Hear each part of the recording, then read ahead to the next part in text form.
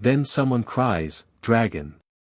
Meleys, specifically, with Rhaenys the badass perched atop her back. They then proceed to make flame-roasted tomato pincushions out of a number of those pincushions. It doesn't look well on him when Gwaine explodes at Cole in a very "I told you so" kind of way. However, Cole gives a signal, with several troops tooting on a row of horns. While not as bright as the beacons of Gondor, it still works.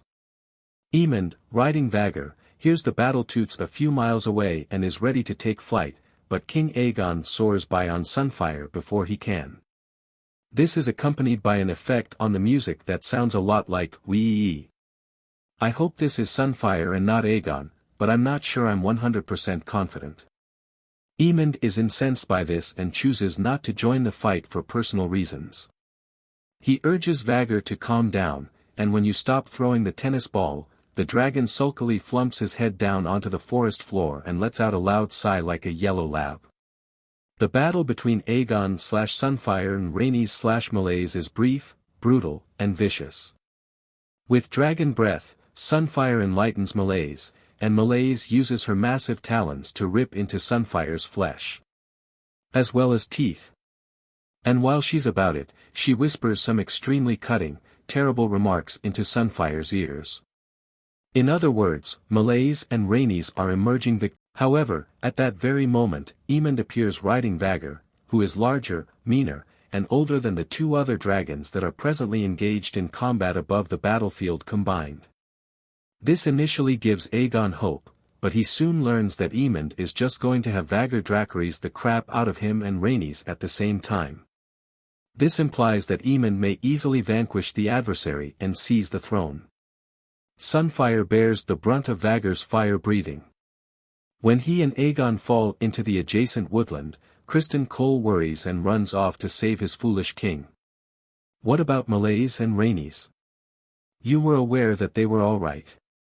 Of course, Edgar Winter, the platinum-blonde Rhaenys, is the wig arrived somewhat burned, but since it's Rhaenys, it fits her really well.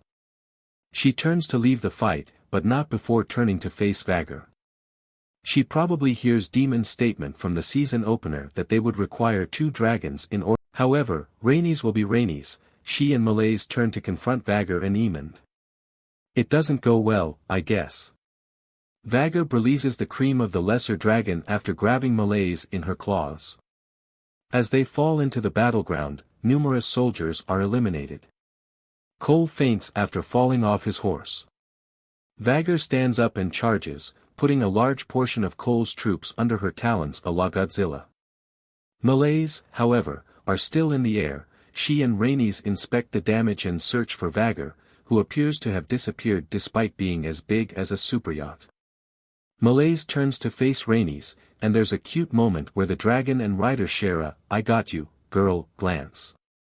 Unfortunately, though, when Meleys and Rhaenys soar above the castle, Vhagar swoops down and seizes Meleys by the neck. Meleys' neck breaks as the 2 dragons and their 2 riders ascend higher. Rhaenys descends back to earth while Vhagar releases his hold and takes off, gazing straight at the camera the entire time.